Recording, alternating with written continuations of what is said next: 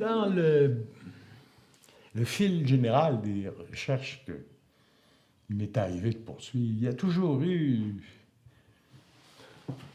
deux axes, évidemment. C'était de comprendre l'évolution du Québec. Et nécessairement parler de l'évolution du Québec, ça veut dire mettre au centre des réalités observables, y compris historiques, c'est la simple masse démographique des francophones. C'est pas question d'un point de vue nationaliste.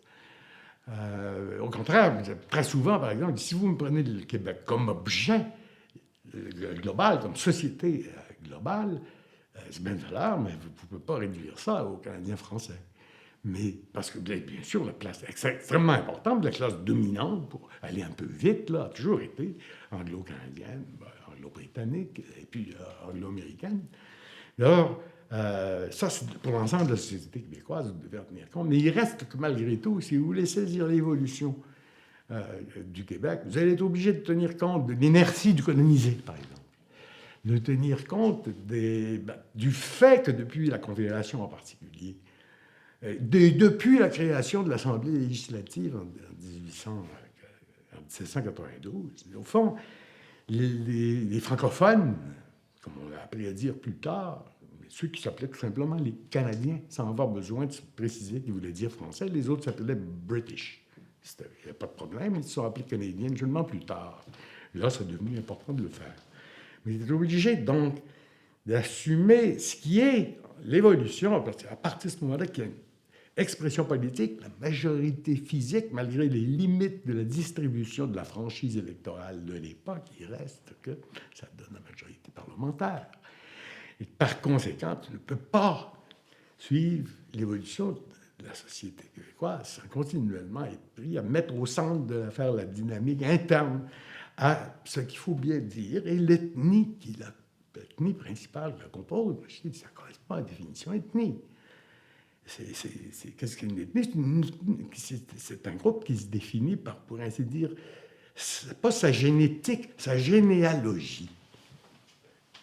Nous étions là, et nous sommes encore là, et nous avons acquis ces traits, et ainsi de suite. Ça te définit. Je trouvais que c'est très difficile d'avoir une définition positiviste, objective de l'ethnie. Tu es obligé de recourir évidemment à des constructions, des représentations systématiques. Il me semble que la chose la plus nette, c'est qu'on est en quelque sorte d'une ethnie de père en fils, ou de fils en mère, ou de fille en mère, ou enfin, de génération en génération. Dès le moment où on utilise des formules de ce genre, on voit, à mon sens, à cette dimension de rapport aux autres, au monde, qu'on appelle ethnie. Je prends soin de le distinguer parce que d'aucuns voudraient dire non, il faut dire nation, c'est mal vu, ethnie, ça a l'air d'une espèce de réduction de la dimension, parce qu'il y a une aspiration politique, ou qui est de la base de son aspiration politique, après tout. C'est une même langue, pendant très longtemps, une même religion. Nos ancêtres, pas les Gaulois en l'occurrence, mais bon, les mythes que l'on fabrique ensuite, de l'art des ormeaux, Jeanne Mance, c'est que c'est toujours l'idée. On s'inscrit dans un peuple dont la conscience de soi est définie et redéfinie de génération en génération par les fidélités qui nous lient au travers du temps. Ça s'attaque à un territoire. Quand tu te mets à vouloir institutionnaliser ça pour agir sur toi-même, c'est vrai que là, tu passes à une conscience qui n'est pas seulement ethnique, mais une conscience que l'on dit nationale, au sens où elle mène vers l'État-nation, quoi. Alors, cette question-là, elle se posait aussi avec très passablement d'urgence dans le monde autochtone. C'était donc une de ces questions qui se posent dans les deux cas, du côté du Québec et du côté des Autochtones, d'autant plus que moi, le pays autochtone que j'ai connu, c'est un pays où on ne pouvait pas non plus comprendre l'histoire sans parler, sans mettre au cœur les Autochtones, puisque dire qu'ils sont majoritaires, c'est insulter les données. C'est à toute fin pratique, leur densité, même si c'est extrêmement limité, elle est 100 fois plus que n'importe quel autre groupe ethnique. là où il y a 300 Inuits, il y avait un petit missionnaire blanc qui emmenait pas large, puis une petite police montée en culotte rouge qui se promenait d'un village à l'autre. Il n'y avait pas de quoi débranler les rapports majorité-minorité. C'est les structures de domination et d'inégalité qui étaient importantes. Je ne veux pas non plus, évidemment, comprendre la région, ça a étudié tout ça. Mais dans les deux cas se pose le phénomène d'une ethnie, d'une filiation ethnique qui tout à coup prend conscience d'elle-même par le biais des idéologies, des discours, des médias, des classes élucidatrices, représentatives, beaucoup de journalistes, d'hommes de parole, spécialement au Canada français, avec des avocats, les notaires, les tribuns. Bon. Pourquoi? Parce qu'il faut dire le monde, et dire le projet, dire l'affiliation, que l'on projette donc dans l'idée d'agir sur soi-même, ce qui est une idée politique, construire une policie, un corps, la société agissant délibérément sur elle-même. Et j'avais vu littéralement se former ça. Ici, ça suit en gros le mouvement des peuples, le printemps des peuples en Europe au 19e, de même un petit peu d'avance. Les rébellions de 37-38 précèdent 48, qui est la grande date phare en Europe pour l'affirmation des mouvements d'autodétermination des peuples. Mais dans le cas des Inuits, ça s'est fait avec une vitesse fulgurante, avec la sédentarisation. Alors, la sédentarisation, c'est les années 50. Dans le cas des Cris, ça peut commencer plus avant, puisque dès l'arrivée de la Compagnie de la baie du Son en 1670-72, si je ne m'abuse bien, souvenir un petit peu plus loin, ça fait longtemps que je n'ai pas ajusté. Bon, à ce moment-là, ils commencent à fréquenter plus souvent certains postes de traite, et ainsi de suite. Et chez les Cris, le phénomène de sédentarisation a été, pour ainsi dire, étalé davantage et ils ont eu plus de part autonome eux-mêmes dans la formation des comptoirs, du déplacement des comptoirs de la Compagnie de la baie du Son. Dans le cas des Inuits, ça s'est produit après-guerre. La Compagnie de la baie du Son a toujours été implantée trop faiblement pour vraiment, de façon généralisée, entraîner un mouvement de sédentarisation générale des Inuits. C'est arrivé, c'est après-guerre, c'est l'État. Alors, tu as eu un court-circuitage extraordinaire de l'évolution historique.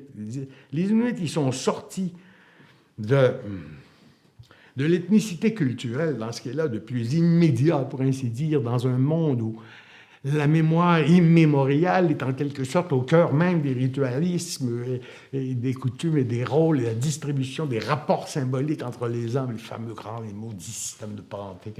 Il y a tant d'étudiants en maîtrise en anthropo qui ont manqué de mourir d'étudier ça. C'est crucial quand même. C'est le lien, hein, c'est le lien. C'est la structure même du rapport des êtres humains entre eux et au monde. Alors bon, il est bien clair qu'ils sont passés de là, tout à coup, une certaine historicité, c'est-à-dire le sens que l'histoire est faite par du monde et non pas telle qu'elle était donnée au temps d'avant le temps. Et que c'est de la démesure de prétendre vouloir orienter les choses. Un chaman qui, tout à coup, se prétend à vouloir être de maître de quelque chose, il ferait bon matin, il va être en train de regarder le soleil et il va avoir un coup d'âge derrière la tête parce qu'il a commis le péché de démesure, dans un certain sens. On réprime toute prétention de vouloir maîtriser les choses. Mais quand tu te mets à réaliser que les choses changent parce qu'il y a des agents qui s'en mêlent ici, c'est beaucoup les Blancs qui l'ont représenté. Mais quand c'est arrivé au moment, la sédentarisation, qui est le principal changement de tout, d'abord, il est terriblement affaibli par la famine et la destruction à cause de la tuberculose. La tuberculose a des ravages épouvantables au début des années 50 encore. Avec une cruauté, évidemment, qui ici est un peu moins pire, parce que nos conditions de promiscuité étaient moins grandes, les conditions d'hygiène étaient meilleures, mais c'est un ravage épouvantable. Et la famille démandibulée, tu viens de démancher l'unité de production, la survie même. Et puis par-dessus le marché, la mode, c'est le commencement de la société de consommation de masse, puis on se met à fabriquer des produits de luxe qui déprécient complètement des choses tirées de la nature, comme par exemple le renard blanc. Mais manger du renard blanc, ça s'est vu chez les Inuits. Quand le marché est tombé au commencement de la crise, puis il n'a jamais remonté après la guerre, il était obligé de manger les pots parce qu'il arrivait chez le traiteur qui disait « Moi, je ne paye pas pour ça ». C'était enregistré, ça, surtout au moment des luttes entre la Revion, compagnie française, et la compagnie de la baie du Son. C'est arrivé dans la baie de Ngava. Et les prémissionnaires en parlaient, certains s'en souvenaient encore. Les Inuits avaient découvert que c'était le marché. Mais néanmoins, les effets de tout ça se sont, pour ainsi dire, concentrés sur la période d'après-guerre. Et ils sont embarqués dans la sédentarisation par la force de ce qui commençait à s'appeler l'État-providence. C'est-à-dire un État qui correspond à un degré très avancé du capitalisme organisé, qui est celui de la régulation générale et la régulation aussi de la redistribution par le biais des services sociaux pour assurer l'éducation généralisée. Pourquoi? Parce que l'investissement dans les ressources humaines, la santé, la même chose, qualité des ressources humaines, maximiser la production globale de l'économie, de la société comme économie, quoi. C'est arrivé d'un coup sec. Ces transformations-là s'étaient produites sur l'étalage du siècle. Ici, avec, évidemment, un débalancement des structures sociales, supposant des rapports de domination, paternalistes aussi dans bien des cas, plutôt que de brutalité et d'exploitation sauvage, c'est arrivé, mais moins, pas tant que ça. Chez les Inuits, pas vraiment d'exploitation sauvage, la compagnie n'aurait pas pu se le permettre. Domination, oui, au sens d'hégémonie culturelle, politique, administrative, d'imposer l'ordre des choses, mais il me semblait là qu'il y avait des sortes de points, pour ainsi dire, communs, en sachant très très bien que ça me permette de dire absolument rien aux dirigeants sur ce qui est la singularité de l'expérience des Inuits, la singularité de l'expérience des Canadiens français qui vont devenir des Québécois. Comme les Inuits sont en train de devenir des Nunavimmiut. À un moment donné, on ne dira même plus Inuit, peut-être. On va dire les gens de Nunavie, comme on dit les Québécois. Et les filiations ethniques sont en quelque sorte moins importantes qu'elles l'étaient. Il va toujours avoir cette grosse masse au milieu. Le Québec va rester, pour ainsi dire, pris avec son inertie de la masse francophone, mais elle-même, la masse francophone, elle est moins canadienne, française, catholique qu'avant. Elle n'a plus son intégrité culturelle. Dans le cas des Inuits, il y a quelque chose de semblable. Néanmoins, il y a quand même une expérience qui permet toutes sortes de comparaisons. Et il se base sur quoi, la comparaison? Il se base sur l'évolution du capitalisme. Donc, pour comprendre pourquoi il y a des coops, pourquoi on fonde une coop à ONG, il faut comprendre l'évolution du capitalisme. Ça commence quand? Renaissance. Voilà, tu es obligé de poursuivre tes études, acquérir de l'érudition, examiner les grands schémas théoriques qui ont pu expliquer comme ça, de façon générale, le développement des sociétés. L'anthropologie devient cruciale, surtout si elle couche avec l'archéologie et du coup se met à s'intéresser à l'écriture et donc aux premières grandes sociétés à État, qui n'est pas, pour aller vite, encore il fallait chasseurs-cueilleurs. C'est déjà, vous avez grand pareil avec les classes sociales. Tu te poses toutes sortes de questions, pourquoi les classes sociales sont formées, puis tu te retrouves à renouer avec la grande tradition des sciences sociales au temps où, précisément, on n'avait pas encore trouvé des mots pour distinguer ce qui les animait. Les orientations qui les caractérisaient. Ça me rattachait à la tradition de l'Université Laval, sans le savoir, parce qu'à l'origine, le département qui a été fondé s'appelait le département de sociologie et d'anthropologie, qui se situait lui-même dans une école dont le premier nom avait été École de morale et de sciences sociales. Chose que j'ai toujours retenue, dans mon sens, on ne fait pas vraiment de sciences sociales si on n'est pas mu par une sorte de ressort moral. Pas dans le sens de moraliser, non. Qu'au fond, c'est la quête des raisons pour lesquelles on vit et de ce qui est souhaitable et ce qui l'est pas, de ce qui est nécessaire et ce qui est possible. En fait, c'est ce genre de philosophie morale, quoi, qui anime les questions qu'on se pose en disant qu'est-ce que les sciences sociales? C'est ce qui... j'ai été aussi bien en anthropologie, c'est ce qui explique qu'en tenant soi-disant le libre arbitre d'un individu autonome, et ça c'est même vrai dans la société la plus communautariste qui n'existe pas, comment se fait-il qu'au même moment, tu fais la même chose, tu conduis de la même manière pour les mêmes raisons, que des milliers ou des millions, ou des centaines de millions de personnes au même moment et à la même époque? Bon, ben là, en somme, ce qui te motive, c'est Mon Dieu, comment fait-on pour avoir le libre arbitre alors qu'on est tous des animaux sociaux, surdéterminés par des conditions sociales, par la culture dont on est héritier, qui nous a façonnés, et ainsi de suite, qui parle par nous, et tout ça. Voilà, il y a un déchirement qui a un caractère moral. Alors tout ça mis ensemble, c'est que ça te donne une perspective particulière dans la pratique des sciences de l'homme qui renoue, je dirais, en tout cas dans l'expérience qui m'a été donnée d'avoir, moi, avec l'idée, le fait de se trouver malgré soi, vous avez vu, comme par hasard, par les circonstances, à te mêler de choses qui ne te concernaient pas et qui deviennent, et qui tout à coup te concernent et qui t'amènent à te poser des questions, à adopter des pratiques, à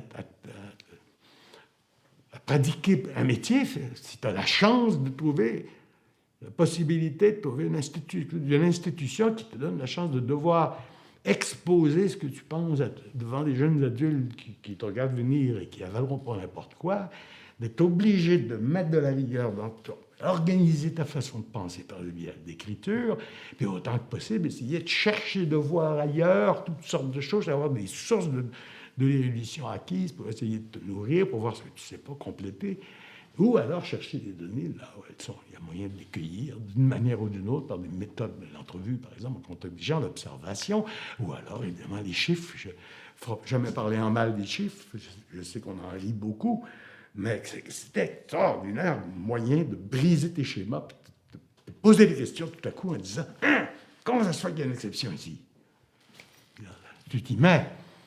Alors, cette attitude générale de recherche, ce que je suis en train de dire, à partir de l'expérience toute banale des deux grands groupes ethniques dans lesquels je me suis trouvé inséré à un degré quelconque, au point de me sentir solidaire d'eux, c'est-à-dire essentiellement les autochtones d'abord qui rient de la bégène, et puis en plus les Inuits, mais avec une certaine distance dans un certain sens, parce que j'ai jamais vécu sur le terrain, je suis allé passablement, et des gens sont venus, j'ai des amis Inuits, mais je ne peux pas dire que c'était autant que chez les Cris. Et puis, bien sûr, ma famille, mon monde, celui des Canadiens, ça est plus largement de ma société, le Québec, et le Canada, et l'Amérique. Voilà, tu peux étendre le cercle, puisque tu aboutis à cette question de modernité qui partout est confondue avec le monde occidental. Alors, comme de raison, le monde occidental a porté la modernité partout. On sait dans quelles conditions, parfois, d'oppression, de pillage, de prosélytisme religieux, destructeur, évidemment, de normes et de pratiques culturelles de toutes sortes, et d'autonomie des populations locales. Néanmoins, il a aussi transporté l'idée de la raison, l'idée de l'éducation pour tous. Vous allez vous envoyer dans l'endroit le plus isolé au monde. Les mères disent « je travaille comme une folle pour pouvoir envoyer les enfants à l'école ». Tu vois ça, c'est rendu aussi courant partout sur Terre que d'avoir les sacrées cadettes de baseball à l'américaine ou un t-shirt marqué Coca-Cola. Que voulez-vous qu'on y fasse? Comment ça circule tout ça? Je ne sais pas, mais je sais que ça vient tout de la même source. Et que dans l'histoire, il s'est produit une mutation quelque part dans le nord de l'Europe, essentiellement, qui a changé les rapports des êtres humains entre eux, leur définition de ce qui était eux-mêmes et les rapports au monde.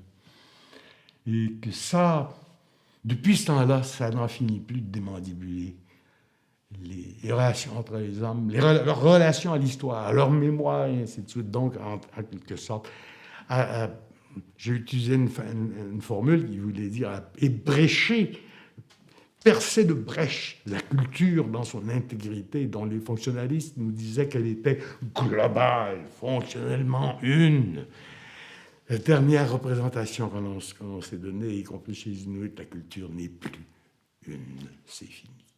Il y a plus d'intégrité totale, y compris renforcée aussi dans le structuralisme, où tous les éléments significatifs renvoient l'un à l'autre pour constituer un cosmos, en quelque sorte, dans lequel, quelque part, se situe la commune humanité, généralement divisée en sexes, et ainsi de suite.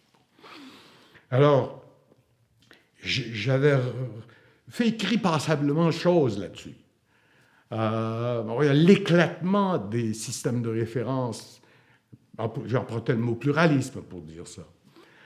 Mais au fond, tous les mots qu'on utilise, révolution de la modernité, révolution même capitaliste. Le capitalisme, tu trouves partout les marchés, et ainsi de suite. Qu'est-ce qui fait le capitalisme? Le capitalisme, c'est comme si tu libérais tout à coup ce qui, dans le capitalisme, amène, c'est la libération des intérêts individuels. Qu'à un moment donné, il y a toutes sortes de rapports sociaux qui se créent en dehors des normes culturelles, disons, de l'Église, et des normes, des lois politiques du prince. Le modèle étant les villes affranchies, les villes franches, c'est-à-dire qui font leur propre rapport. Tu as des gens qui ne se connaissent pas par pur intérêt, ils disent « OK, on s'entend, on signe un contrat, ça va, ça c'est ton profit, ça c'est le mien. On se revoit l'année prochaine aux foires de Champagne. » Voilà. Il y a tout un monde social, une société qui se crée en dehors de l'histoire faite par l'histoire.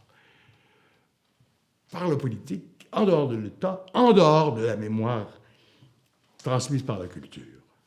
Et la reproduction des rôles éternels. Puis ça libère des puissances d'innovation. Et bien sûr, d'envie. Ça peut occuper Rousseau, l'amour-propre, la volonté de s'enrichir, les doigts croches et tout ce qu'on voudra, oui. Mais aussi nourrir l'idée de liberté du sujet. Et il va finir par autodétermination politique de tout le monde, d'égalité des hommes et des femmes et tout ce qu'on voudra. Alors, moi, j'étais bien obligé de constater que les Québécois, la Révolution tranquille, ça voulait dire reprendre et rejoindre consciemment, délibérément, avec un sentiment même de rattrapage, cette sacrée machine de destruction du monde qui nous venait de 5000 ans derrière, que les Anglais nous avaient imposé, et que maintenant on s'imposerait à soi-même avec un rythme de plus en plus ardent. Et j'avais observé la même chose chez mes amis du Nord. Dans ce sens-là, je disais, quelqu'un qui me demandait, oui, mais on avait des conflits, comment peux-tu écrire à la place des Autochtones sur eux-mêmes? Je dis non. Je me suis rendu compte que tout ce que j'ai essayé de faire, c'est d'écrire à mes copains autochtones quelles étaient les dernières forces anonymes ou au contraire bien identifiées qui nous bousculaient tous tant qu'on en était. Je l'écrivais aux Autochtones. Comme de raison, je l'écrivais aussi en même temps à mon public, parce que je savais que les Autochtones n'étaient pas abonnés à Anthropologie et Société ou à la revue Oral History ou que sais-je. Donc, bien sûr, j'écrivais toujours aussi à mes collègues, mais très souvent, c'était pour expliquer quelles sont les forces. On dit simplement la modernité qui nous transforme, mais qui nous démange et qui nous expose à vivre dans une culture continuellement ébréchée qu'il faut reconstituer au fur et à mesure, en bouchant des trous, un peu comme les marins de l'Argos, qui ne pouvaient pas accoster, puis qui remplaçaient des bouts de planche dans leur navire, et quand ils ont fini par accoster après 7 ans, c'était Jason, l'histoire de Jason et de la Toison d'Or dont je parle, eh bien, ils sont aperçus qu'il n'y avait plus un seul morceau du bateau qui était original, mais c'était le même bateau. Alors, cette image-là, qui, je crois, a inspiré Malinowski dans Les Argonautes, même si, bien sûr, c'était les fameux trafics de cola qui désignaient par ça, mais il y avait aussi cette idée. Cette tristesse que l'on trouve chez les anthropologues, aussitôt qu'ils se mettent à faire du terrain plutôt que de faire des considérations évolutionnistes de salon, cette tristesse de voir que les peuples qu'ils étudiaient étaient en train de changer sous leurs yeux. Et emportés par des forces sur lesquelles ils n'étaient pas capables de réagir. Il y a une espèce de tristesse sur l'observation de terrain des anthropologues. Et Dieu sait si je la pardonnais. Sauf que, ayant été jeté dans le bain par la phase d'Autochtones qui essayent de s'en occuper, ils ne s'occupent pas trop, ils n'ont pas de conscience eux-mêmes d'avoir une culture telle qu'on dit dans les livres. Eh bien, du coup, tu finis par être quasiment détestable devant les nostalgies de la culture perdue. Tu dis, écoute, les enfants meurent. C'est ça. Alors, il y a un côté grossier dans tes engagements. Puis moi, je pense que dans mon cas, c'est merveilleux parce que j'ai jamais été assez instruit pour être affiné. Il fallait que ça reste assez grossier. Que je ne puisse m'en mêler moi-même. Je venais d'une famille où, parce que j'ai dit, il y avait le journal Le Devoir à la maison, il y avait aussi mon père qui était abonné à Business Week ou à Times, d'accord. Ma mère avait quelques mystiques plus ou moins médiévaux, mais il reste que on n'était pas envahi par la bibliothèque ou par des choses de ce genre, parce que mes parents venaient de la campagne, et puis moi j'étais entouré de... Mes copains étaient tous des fils ouvriers qui rêvaient de rentrer dans l'armée ou de rentrer à l'Alcan. Alors, bon, je me suis trouvé donc de cette manière emporté par les choses, sans jamais vraiment faire de choix. Sauf une fois tombé dans le bain. On s'engage et puis on voit ce qui arrive. Quoi. Mais j'ai de la difficulté à pérorer sur les apports que j'aurais amenés aux sciences humaines parce que j'avais assez peu de distance et j'ai l'impression que les trois quarts des affaires qui m'est arrivé de dire, ce n'était que pour illustrer les propositions qui avaient déjà été explorées et mieux dites par des auteurs devenus classiques. Dans les auteurs contemporains, je n'ai jamais été très séduit par les thèmes à la mode. La déconstruction, les histoires. Même les gens qui utilisent le mot postmoderne, je me suis gardé de l'utiliser parce que on est encore, hélas, terriblement moderne. Post, c'est comme si la page est tournée. Hélas, mes amis, non, non, non, non. Alors, voilà, quoi. Fini.